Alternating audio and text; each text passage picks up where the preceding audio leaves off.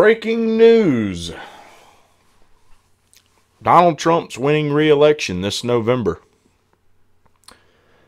It's very clear between the pandemic, Bernie being so far behind delegate-wise, and everyone except Bernie pretty much dropping out now to endorse Joe Biden. Joe Biden's going to be the nominee. Okay. It's been becoming rather clear for some time now, but it's not even questionable at this point. Joe Biden is going to be the Democratic nominee. Now, we know it's coming. Let's go ahead and let's talk about what happened during this campaign cycle, what was done right, what was done wrong, where the shortcomings were for the anti-establishment crowd, and what needs to be done going forward. Okay, what was done right in this campaign? And we're not just going to focus on one candidate. We're going to talk about a few different candidates. What was done right? Well, as far as the anti-establishment crowd goes, what was done right was you had people like Tulsi Gabbard out there who, really hoofed it up and down the road, trying to gather votes.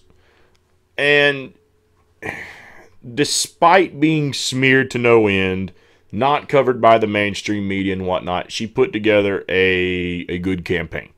Okay? Another thing I think she did correct is she was able to just go out and at times be able to just tell the truth. Okay? We know what she did. Tim Ryan, Kamala Harris, so on and so forth. And she just absolutely eviscerated Kamala Harris, and is arguably a big reason why the Tim Ryan, Kamala Harris campaigns failed and failed miserably. Okay. So those are things that were done right. Some other things done right. Andrew Yang obviously put together a good fundraising game. And, for a grassroots campaign, he had a pretty impressive movement going there. Okay? Now, what was done wrong? The DNC, and I said this months ago, had the game plan. We're going to crowd this field. We're going to absolutely crowd this field up. And it's going to cause the vote to get split. And we're hoping we might even be able to run some people out there who will try to pull on Bernie Sanders' coattails. And that way, when the vote gets all nice and split up, hopefully they will pull some Sanders support with them. Okay? And by doing so, hopefully everyone's competitive enough that by the time they reach the convention, we don't have a clear winner, and so we go to superdelegates. And then you'll have, candidates giving their support to someone else, and a bunch of smoke-filled backroom BS, and then voila, you get a nominee. And it won't be an anti-establishment outsider candidate. Okay? That was the initial plan. And if you think that I'm telling a lie or I'm wrong, then I would ask the question, okay, if they weren't planning to have some people try to ride the coattails of Bernie, why did Kamala Harris try to pull on Bernie's coattails by getting on that Medicare for All plan, huh? Why did you get all these other people trying to kind of link themselves over toward Bernie Sanders? You had some people running who wanted to play, okay, I'm the centrist. I'm the centrist. I'm the Hillary Clinton type. I'm the, status quo type. Not going to say status quo, but they're going to play, I'm the more reasonable, rational person. I'm not the far lefty like Bernie. You had a handful of those, and you had a handful of others saying, yeah, we need that change. We need that change. I'm just a better alternative than Bernie Sanders, but I'm with him. I'm with him on the issues. I'm with him on the policy, but I'm just a better alternative. I'm a woman of color. You should vote for me. Things like that, okay? Because of all these things, they had that game plan worked out from the get-go. What was done wrong is going into a field where we can tell they're trying to pump this field up. And Elizabeth Warren, well, I won't even throw in the anti-establishment candidates because she is. Even people like, the Humanist Report now are coming out and saying that if he has a toilet paper shortage during this pandemic, he's going to start using his Elizabeth Warren attire first for wiping his ass. She's pretty much, dead to a lot of people now. Okay? Nonetheless, okay, she was going to pull votes from Bernie Sanders because at the time there were a lot of people like Mike over at the Humanist Report, like the TYT crowd, even Kyle Kulinski. There were a lot of people who thought that Elizabeth Warren was almost just like a Tulsi or a Bernie. People like myself have been saying this entire time. Nico House is another one. Israel, Big Talk, Little Talk. A lot of people have been saying that Elizabeth Warren was nothing but a snake in the grass for a very, very long time. Okay? So here's what the anti-establishment crowd did wrong. In a field where the original game plan was going to be split the vote and will rally behind our chosen one at the end, the anti-establishment crowd did not need to split their vote even more. Now, am I mad that Tulsi Gabbard ran? No. Am I mad that Andrew Yang ran? No. Am I mad that Bernie ran? No. But truth be told, with the exception of maybe Yang, because Yang is an outsider, Yang appealed to a lot of people, but I don't think that Yang was like in close cahoots with Tulsi or Bernie. But we know that because of 2016, Tulsi Gabbard and Bernie Sanders were most certainly in contact. And Tulsi herself has even stated that before, Bernie ran, he called her or whatever to let him know or whatever. Or to speak to her about her running. I forget the thing. Either way, they were in contact. They were in contact with each other. It might have been she contacted him to let him know she was running and he congratulated her or wished her luck or something. I don't remember. But they were in contact. All right. You two were allies in 2016. Rather than run against each other, considering a lot of your policy was so similar, it would have been better off for you to sit down with each other and figure out which one of you is going to run and then the other support that candidate. Because you've already got a big field full of people, and maybe the field wasn't quite as big at the time. Maybe it grew even bigger later on. But in that case, that's when it would become apparent for one of them to sit down to the other and figure out, okay, which one of us is going to go forward. Now, I know a lot of the Tulsi people who wanted Tulsi to stay in till the bitter end or whatever are not going to want to hear that if she was going to drop out, she should have dropped out a long time ago. And unfortunately, that's true. At this point, she didn't stay in all the way to the convention. Now, you can, yell pandemic or whatever, but she didn't do that. And so if she wasn't going to do that, then the smarter thing to do would be to have rallied behind one anti-establishment candidate a long time ago. Because waiting until the end, only to still drop out early to rally behind Joe Biden, we're getting this now for a couple of reasons. One, this is another thing they did wrong. Bernie Sanders ran an absolutely horrible campaign this time around. He did not take shots nearly in as many places as he had a perfect target to shoot at.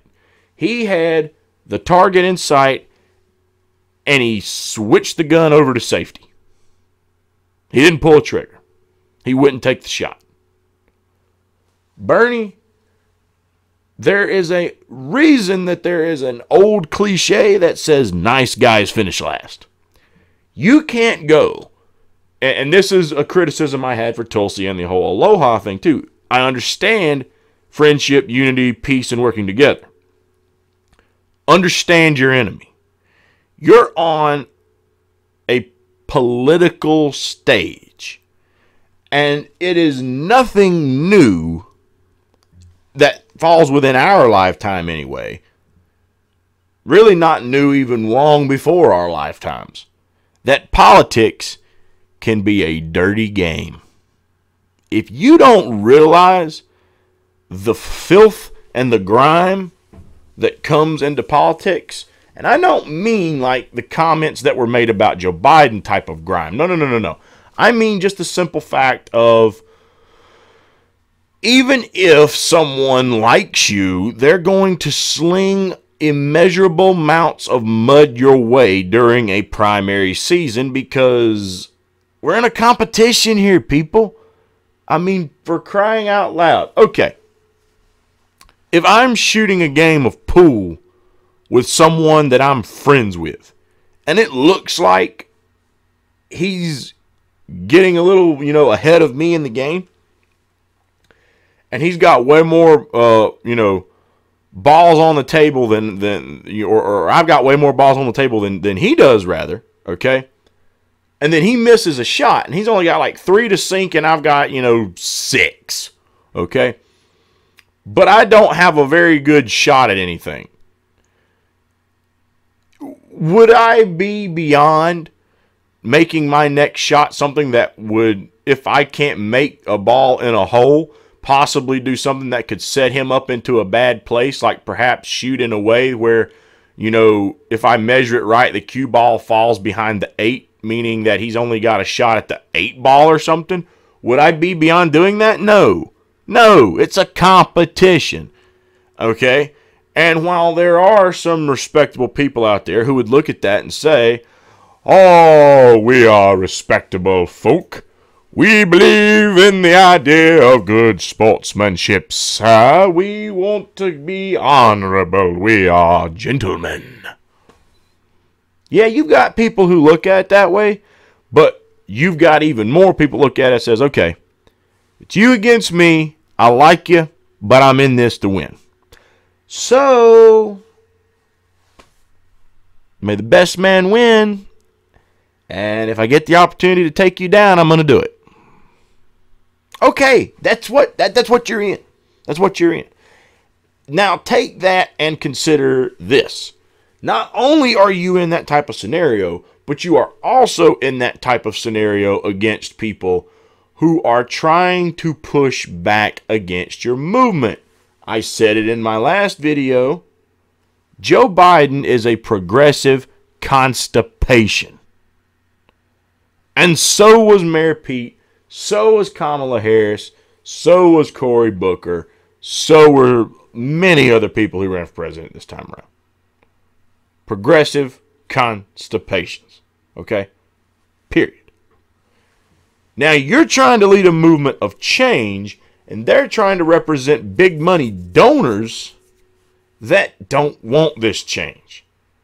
So you think they're just going to be honorable folk and not take low blows at you when they think they can? If they can say any given thing to tear you down, take your supporters, or anything else, you think for 1 second these people who are getting paid a lot of money to take you down, to make sure that the status quo keeps their nice little system that benefits them, you think that given the opportunity to take you down, they won't do it?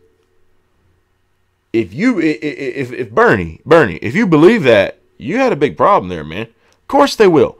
That means, this is for Tulsi and Bernie, when the push comes to shove, you've got to be willing to get into that pit and fight them. You've got to. Keep in mind here, people, you're not already on a general election stage. And even if you were, you'd have to do it then, because you'd have the Democrat and the Republican firing at you from both directions. So for anyone who thinks, no, we're going to be good people and rise above that sort of mockery, there's a reason that we don't live in a utopia.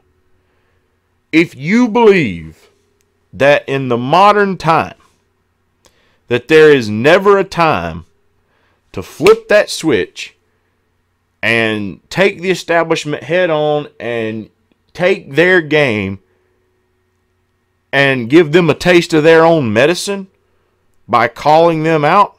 And Tulsi did with Kamala. I'll give her credit. But Bernie's the one who's so hesitant about it. He would never do it. The only thing my friend Joe Biden. I will support my friend Joe Biden. Joe Biden's a friend of mine.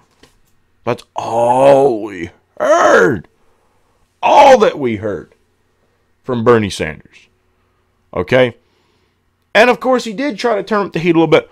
Representing the special interest and the wealthy donors.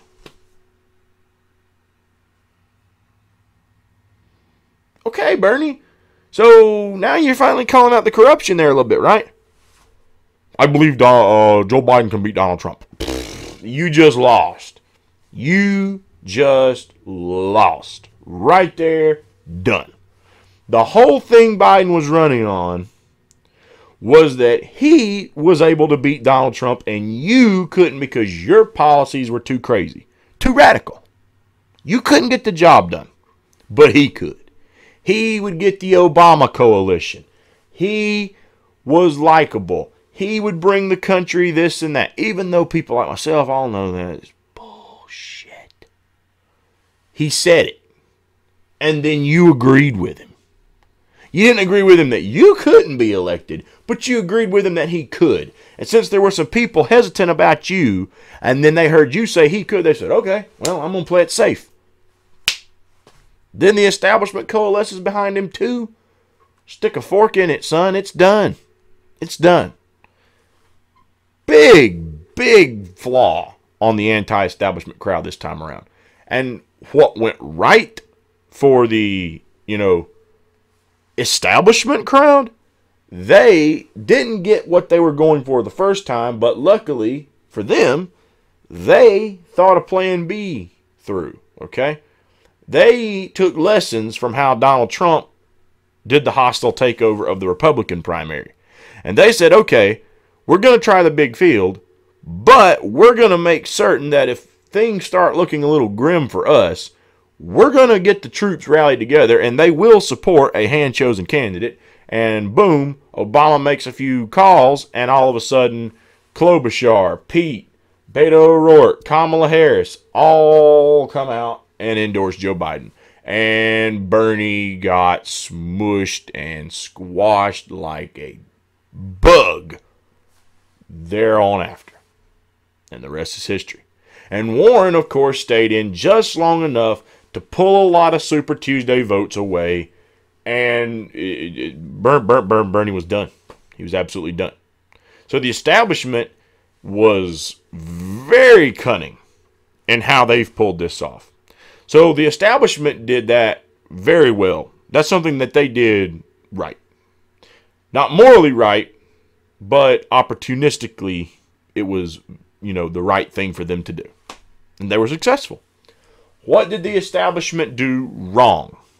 Now, considering the size of their victory, you might be a little hard-pressed to figure out what they've done wrong this time around. Really, opportunistically, I can't really think of very much that they have done wrong this time around. They have been far more, intelligent than a lot of people said that they would be. A lot of people said they were just too dumb to pull certain things off, but they have proven them wrong. They've done exactly what they set out to do, and they've succeeded, and in spite of rigging and cheating and everything else, they've been successful. Okay, so that being said, what I can say that they've done wrong is they have done nothing but etched into, their party a even bigger divide than they already had from 2016. There were a lot of people who were very pissed off at what went down with Clinton in 2016 over the Bernie screw job, who kind of tried again this time around, but now that they've seen it again, now that the hand-picked candidate's getting again, there is even more of a pressure for a Democratic exit and the rise of a third party, arguably much more so than there even was the last time around. Meaning that the Democrat Party, all because they will not give the people what they want and they are determined to put in place what their donors want, are fracturing the hell out of their own party. So that's not, right. That's certainly going to be bad because it could potentially cause the downfall of their own party. So they're being, they're doing what the donors want, but in the chess game here, that could potentially be detrimental. On the other hand, I have to say this. I don't know. I thought that if we saw certain things take place, that the potential for a third party could be really, really, really, really, really, really great.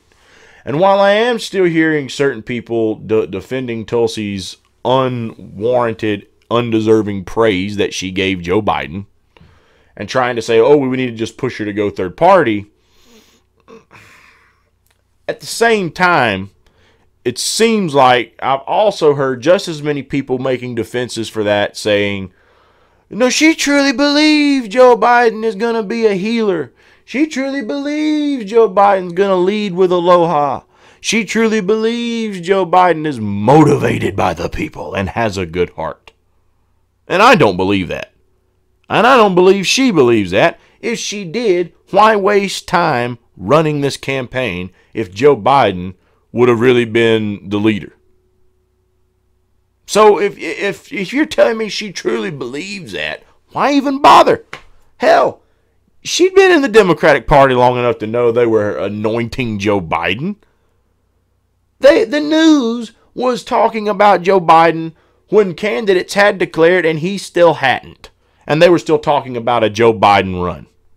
You had Richard Ojeda, Andrew Yang, and many other people already announced they're running for president. Joe Biden didn't even announce till way after a lot of these people. And the mainstream media could only talk about, will Joe Biden run? Will Joe Biden run? I bet he runs. He might just run, and I bet he'll do great if he runs. He'll probably be the winner if he runs. Biden. So if he was really that great, why even waste your time and a lot of why waste a lot of hardworking people's money on a campaign for you if he's really all this and that? Answer me that. You can't. And that's because she knows Joe Biden is not all that. So don't tell me she really believes that he is. Why waste my money? I donated to her campaign. Why waste my money, Tulsi, if he was the great alternative all along? Because he's not.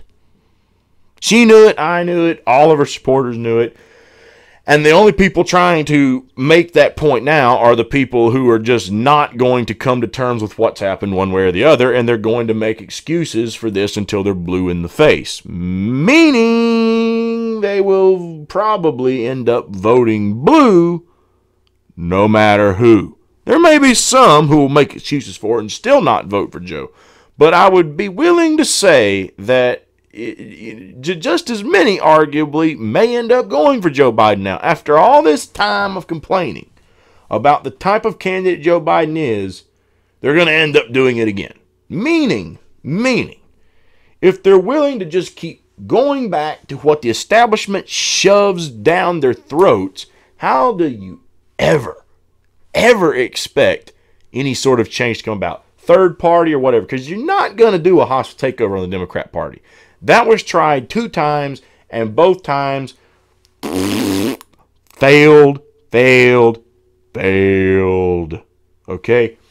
It's going to have to be done third party. There's going to have to be a big uprising to pull support that are feeling disenfranchised from the Democrats and the Republicans, get us all together and build the third party.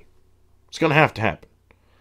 But I'm just worried there are a lot of people who will come out and argue, yeah, I'm not going to vote blue no matter who. But then if their candidate who they thought was really, this and that, ever somehow changes their opinion on that and says, oh, well, maybe. They'll say, well, I didn't really want to, but I like them, and they're saying, Joe Biden, you're never going to get any change that way. And so these are serious flaws that the anti-establishment candidates had this time around, not working together, because the establishment candidates most certainly were. Meanwhile, we had 3 good anti-establishment candidates, and they were pretty much all separating votes from each other and not working together at all. They would not work in unison on a debate stage. They would not work in unison to take down the establishment candidates. They were 3 people who had promise, but did not work as a trio and work together. Instead, they were each other's enemies, while you had a group of other establishment candidates on a stage claiming to be enemies, but really working together to tear each and every one of you down. And they've succeeded, and now we've got Joe Biden, a man arguably losing his mind. He can't complete sentences. He's going to be the one that goes against Donald Trump in November.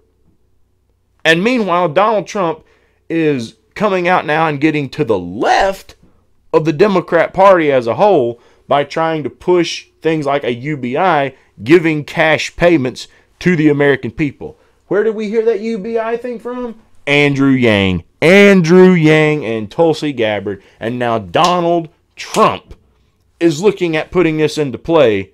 And who's stopping him? Who's stopping him? Who is being the block? The Speaker of the frickin' House, Nancy Pelosi. And what is she? A corporate Democrat. A corporate Democrat. So you tell me how a sleepy, old, dementia-filled, horrible Democrat candidate that doesn't want to legalize marijuana, doesn't want to do anything to try to get health care for the American people. We get candidates saying he's going to heal divides and has a good heart, yet he doesn't want to give everybody health care. Like I said, doesn't want to legalize marijuana, so he would keep locking people up. He's talking about decriminalizing it, but oh, wow.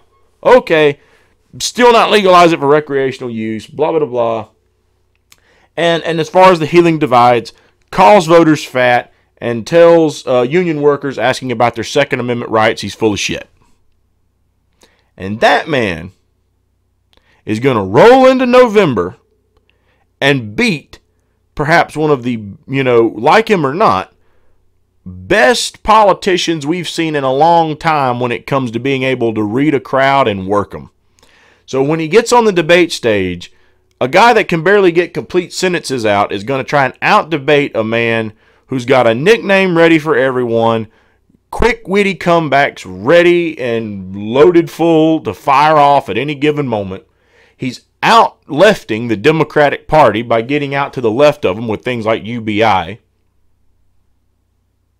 And you think Joe Biden's got, a snowball's chance in hell of beating Donald Trump.